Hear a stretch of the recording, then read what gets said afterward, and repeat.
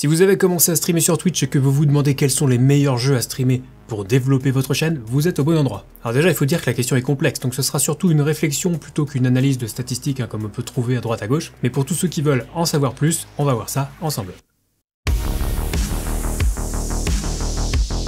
Et salut YouTube, c'est Tom, bienvenue sur cette chaîne qui aborde de près ou de loin tout ce qui touche au streaming avec près de 150 vidéos pour vous accompagner dans votre carrière de créateur de contenu, et donc aujourd'hui on va aborder une question d'apparence toute simple: quel jeu streamer sur Twitch? Donc je vais démarrer en vous faisant un petit topo sur une réalité qui mettra pas forcément tout le monde d'accord, puis on parlera des jeux saturés, du multigaming, des jeux potentiellement intéressants, et je terminerai en vous donnant quelques pistes de réflexion supplémentaires. Mais juste avant, je vais remercier le sponsor de cette vidéo qui est Owned, bien sûr, Owned.tv, le site de référence pour tout ce qui est alerte de stream, overlay, badge d'abonnés, émoticônes, mais on trouve aussi des bannières, des avatars, des panneaux de chaîne Twitch. Vous pouvez tout acheter séparément, vous avez aussi des packs complets prêts à l'emploi. La plupart du temps, ils sont modulables, ça veut dire que si votre pote achète le même pack que vous pourrez quand même vous démarquer entre vous. Vous pouvez même trouver un pack qui collera parfaitement au jeu auquel vous jouez, c'est vraiment top. Et si vous réalisez vos achats sur Owned.tv en passant par mon lien affilié, qui se trouve dans la description juste en dessous, je toucherai une petite commission, et en prime avec le code TomTom, n'oubliez pas que vous avez 50% de réduction sur tous vos achats, et j'ai bien dit sur tous vos achats. Alors j'ai envie de démarrer avec quelque chose qui va peut-être pas plaire à tout le monde, je sais que certains n'ont pas du tout envie d'entendre ce que je vais dire,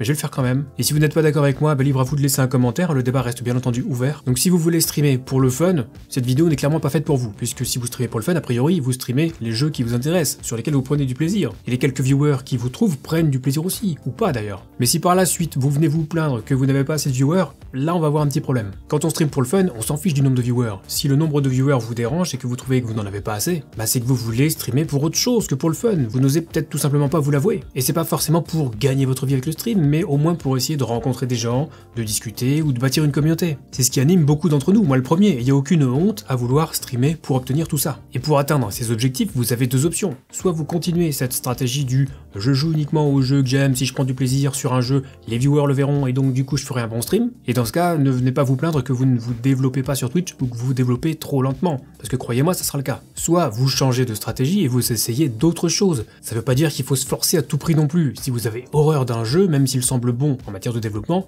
vous pouvez en trouver un autre. Mais à partir du moment où vous voulez streamer pour autre chose que du fun, il va falloir faire que quelques concessions, parce que la vie c'est pas juste du fun, ça serait trop beau. Ou alors, quand vous serez dans le top 100 des streamers FR, là vous pourrez jouer uniquement aux jeux qui vous intéressent, aucun problème. En attendant, on va essayer de travailler un petit peu et de réfléchir à des jeux sympas qui pourraient nous permettre au passage de nous développer un petit peu plus rapidement sur Twitch. Donc voilà, navré d'être un petit peu direct, mais le discours du c'est mieux de streamer des jeux qui nous plaisent, quelque part c'est vrai, c'est mieux, évidemment, mais avec l'expérience, ça reste une stratégie excessivement faible. Mais attention, encore une fois, ça dépend de vos objectifs. J'ai absolument rien contre les gens qui streament les jeux qui leur plaisent. Moi, ce qui me dérange, ce sont les gens qui font ça, mais qui viennent se plaindre derrière qui n'ont pas assez de viewers. C'est uniquement ce cas de figure qui me perturbe. Bref, voilà, c'est dit. Maintenant, pour toutes celles et ceux qui voudraient trouver des bons jeux à streamer dans l'optique de favoriser le développement de leur chaîne Twitch, vous pouvez regarder la suite et en profiter pour laisser un petit pouce vers le haut, vous abonner à la chaîne et activer la cloche, comme ça vous ne raterez aucune prochaine vidéo. Alors déjà, on peut reparler des jeux saturés. Pourquoi saturés? Eh bien tout simplement parce qu'il y a beaucoup de viewers dans ces catégories, qu'on retrouve souvent en tête des jeux sur Twitch, mais il y a aussi énormément de streamers. Exemple basique avec Warzone, ici c'est le 6e jeu le plus populaire sur Twitch. Si on regarde les statistiques, on pourrait presque se dire que c'est ok.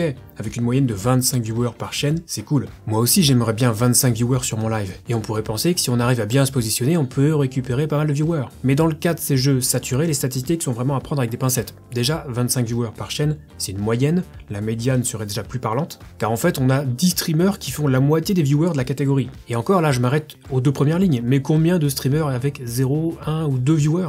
Et c'est pareil pour la très grande majorité des jeux populaires sur Twitch. C'est pour ça qu'on dit qu'ils sont saturés et qu'il vaut mieux les éviter si vous ne voulez pas vous retrouver noyé dans la masse. Et là, certains me diront que par défaut, ce n'est pas trié par nombre de spectateurs décroissant, comme c'était le cas avant, mais par chaîne recommandée. Et c'est totalement vrai. Mais plus il y aura de streamers, moins vous aurez de chances d'être recommandé, c'est évident. Donc au final, on en revient au même point. Des nouveaux streamers, il y en a tous les jours, donc il faut se démarquer et essayer des catégories plus porteuses. Donc, à titre personnel, je vous conseillerais d'oublier les catégories les plus populaires sur Twitch dans cette optique de développement. Moi, en ce qui me concerne, j'ai un leitmotiv que j'ai retenu du temps où je faisais des sites internet où j'ai appris un petit peu le SEO. Enfin bref, j'avais retenu ceci concernant les résultats de recherche sur Google. Plus des 3/4 des clics se concentrent sur les 3 premiers résultats de recherche. Alors c'était il y a presque 10 ans, mais je pense pas que ça ait beaucoup changé depuis. Eh bien, je suis d'avis d'appliquer ce constat aux catégories sur Twitch. en élargissant éventuellement un petit peu. Mais si j'arrive pas à me positionner dans les 3 premières chaînes sur Twitch, ou à minima sur la première, allez, voire les 2 premières lignes au pire, ça sera pas assez rentable et j'estime que je n'ai pas choisi un bon jeu entre guillemets. Et notez que je parle bien de jeu ici, hein, pas du just chatting ou d'autres catégories. Ensuite, on peut se poser la question de savoir s'il vaut mieux streamer un seul jeu, quelques jeux ou beaucoup de jeux, hein, ce qu'on appelle le multigaming. C'est une question qui revient très souvent et depuis plusieurs mois, je donne toujours la même réponse quand on me la pose. Les viewers qui vous découvrent sur Twitch vous découvrent au début parce qu'ils veulent voir un jeu. C'est comme ça que ça marche, et c'est normal, ils vous connaissent pas, ou pas encore. Donc partant de ce principe, l'objectif va être d'essayer d'attirer du monde sur un jeu porteur et de rester dans le même thème. Parce que, on va pas se mentir, même si vous êtes très sympathique, tous les gens qui vont vous follow parce que vous jouez à Forza Horizon 5, ils reviendront peut-être lors de vos prochains streams sur Forza, mais c'est pas impossible qu'ils ne reviennent plus du tout si vous changez de jeu tout le temps. Alors évidemment, ça ne concerne pas tous les viewers, certains restent, mais s'ils restent, ça sera pour vous, pas pour le jeu, et c'est tant mieux, c'est ça qu'on veut. Mais pour en avoir fait l'expérience, changer trop souvent de jeu, c'est pas forcément une bonne idée. D'ailleurs, j'en ai déjà discuté avec d'autres collègues partenaires, et le constat est toujours plus ou moins le même, hein. Changer de jeu, c'est attirer des nouveaux viewers, certes, mais c'est aussi perdre une partie de ceux qui étaient venus pour le jeu précédent. Et trop de changements peut donc nuire au développement d'une chaîne. Du coup, on peut se dire que un seul jeu, c'est ce qu'il y a de mieux. On se développe rapidement, on crée une communauté avec une base de fidèles, qu'on pourra éventuellement emmener avec nous le jour où on changera de jeu. Et c'est personnellement ce que je préconise, même si j'apporterai quelques précisions sur ce cas de figure dans le chapitre suivant. Sinon, on peut tenter aussi un intermédiaire, parce que si vous êtes comme moi et qu'au bout d'un moment vous considérez que vous avez fait le tour d'un jeu, c'est compliqué de se forcer à rester dessus, et on en revient à ce qu'on disait au tout début, même si streamer uniquement les jeux qu'on aime, c'est un petit peu utopique, il faut quand même aimer ce qu'on fait un minimum, donc pourquoi pas rester dans une catégorie de jeux. Par exemple, si vous êtes fan de Dark Souls, vous pourrez plus facilement emmener votre commu sur un autre jeu de type action RPG, comme Sekiro, plutôt que sur un jeu de foot. C'est logique. Idem si vous streamez du Genshin Impact, ça sera peut-être plus facile de faire du Breath of the Wild ou du Assassin's Creed derrière que d'enchaîner sur du Battlefield ou du TFT. Bon, vous voyez où je veux en venir, donc le multigaming pur, où vous faites limite un jeu par stream, pour moi c'est pas une bonne idée dans l'optique de se développer sur Twitch. Je dis pas que c'est impossible, mais ça sera à mon sens beaucoup plus long que si vous faites votre commu sur un jeu ou une catégorie de jeux. Petite précision, si vous ne faites qu'un seul jeu, avant de passer à la liste de jeux que j'estime intéressants pour se développer, je vais insister sur ce point. Si vous voulez vraiment vous développer rapidement sur Twitch en ne streamant qu'un seul jeu, il va falloir faire en sorte que les gens vous associent à ce jeu. Il faut qu'à chaque fois qu'on se dise « Tiens, j'ai envie de regarder du Epic 7 »,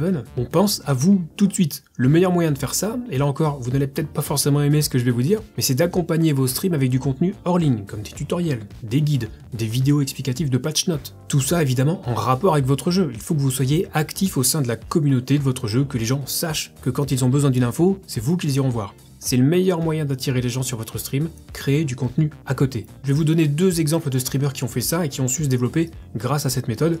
Sixen sur League of Legends, et pourtant c'est pas une catégorie facile, hein, parce qu'il y avait déjà beaucoup de monde, mais grâce à sa chaîne YouTube, il a pu développer rapidement sa chaîne Twitch. Et l'autre exemple, c'est Zalidan, j'en avais déjà parlé, qui a fait énormément de vidéos sur The Division et d'autres looter-shooters, et c'est en partie grâce à ça qu'il est devenu partenaire Twitch. Donc, ça fonctionne, il faut juste trouver le temps et la motivation pour travailler et produire du contenu en plus de vos streams. Et je sais, tout le monde ne le peut pas, le boulot, la famille, je sais. Maintenant, moi je vous dis ce qui fonctionne, après, vous en faites ce que vous voulez.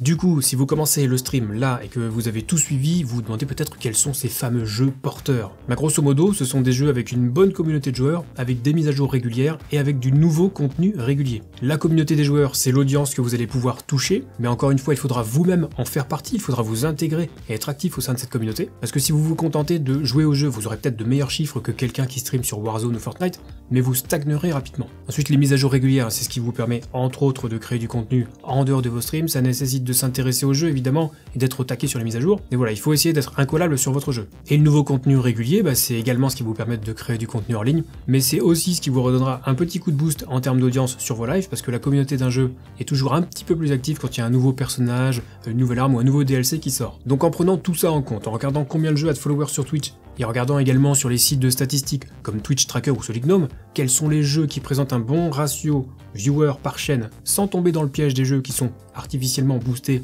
par les gros streamers, eh bien on trouve des jeux comme Genshin Impact, qui est un des jeux idéaux selon moi, du contenu très régulier, une grosse commu, un fort potentiel pour les tutos ou pour les guides. Dead by Daylight aussi, encore pas trop mal malgré son âge, mais avec du contenu régulier. Des jeux comme Farming Simulator avec une commu qu'on ne soupçonne pas, mais il suffit de voir les meilleures ventes physiques de jeux sur PC pour s'en convaincre. On a certains MMO aussi, comme New World ou Black Desert Online ou Albion Online, où là on a vraiment des jeux qui se prêtent très bien à ce qui est tutoriel ou guide. On a aussi Animal Crossing avec une bonne petite commu, un petit peu de contenu, ça reste limité, mais intéressant à creuser pour son côté bac à sable. Creuser, bac à sable... Ensuite on trouve les Dark Souls, alors il y a toujours du monde, dans l'idéal ce sera évidemment de s'orienter vers le tryhard, pas la balade ou juste finir le jeu. Et je vais terminer avec Star Citizen qui a une commu un petit peu particulière, mais une commu quand même avec un gros potentiel d'évolutivité. Cette liste n'est évidemment pas exhaustive et est complètement variable, peut-être que vous trouverez d'autres jeux intéressants à l'avenir et que vous saurez devenir la référence sur ce jeu et que du coup moi j'irai vous voir si je veux des infos. En tout cas je vous invite vraiment à vous pencher sur le sujet et à analyser les jeux qui peuvent avoir du potentiel au niveau de leur commu ou de leur futur contenu. Du coup je vais vous donner quelques petites pistes supplémentaires. Il y a un aspect qui pourrait être intéressant de creuser, si vous streamez sur Twitch en tout cas, c'est de regarder un petit peu les jeux qui proposent des drops. Les drops ce sont des petits cadeaux que les viewers peuvent remporter en regardant un stream sur un jeu en particulier. Il existe une liste pour voir toutes les campagnes de drop actives sur Twitch, donc avec un petit peu de chance il y aura votre jeu et vous pourrez activer les drops dans les paramètres de votre chaîne. Ça fera un petit attrait supplémentaire pour que les viewers arrivent sur votre stream, a fortiori si le jeu est encore actif et qu'il y a peu de streamers dessus. Ensuite, si vraiment vous voulez vous diversifier, ne négligez pas les jeux en alpha ou en bêta. Alors il existe plusieurs façons de s'inscrire à l'alpha ou à la bêta d'un jeu, parfois c'est pas possible de le streamer parce que le développeur ne veut pas, mais ça arrive souvent que ce soit un jeu qui attire du monde parce qu'il n'est pas encore sorti et les gens auront potentiellement envie de voir à quoi ça ressemble avant la sortie finale. Donc ça, à mon avis, c'est une piste à creuser. Enfin, une petite astuce, et là c'est avec ma propre expérience sur Twitch que j'ai noté ça, mais autant avant je faisais pas mal d'avant-premières et ça marchait bien, ce qui est logique puisque le jeu n'était pas encore sorti et j'étais parmi les rares à le streamer, donc forcément les viewers allaient plus volontiers sur ma chaîne. Autant quand un jeu sort, si vraiment vous voulez le faire, attendez une semaine après la sortie. Comme ça tous les gros streamers auront poncé le jeu, donc vous aurez davantage de visibilité et il y aura encore suffisamment d'intérêt de la part des viewers pour que vous fassiez de bons chiffres d'audience. Ça, croyez-moi, je l'ai testé, c'est confirmé à de nombreuses reprises. Et donc voilà pour ce sujet, qui est un sujet très intéressant et évolutif, parce que Twitch change, les mentalités changent. En tout cas, j'espère que la vidéo vous aura plu, n'hésitez pas à me dire ce que vous en pensez dans les commentaires. Je vous rappelle aussi que si vous avez des questions concernant le streaming, vous pouvez venir me les poser dès que je suis en live sur Twitch, sans aucun problème. Et pour les questions plus techniques, je vous invite à rejoindre le Discord communautaire Zero Absolute Gaming. Lisez bien les règles pour débloquer tout le serveur et on vous répondra le plus vite possible. Sur ce, c'est la fin de cette vidéo, on se retrouve très vite pour la prochaine et d'ici là, bon stream.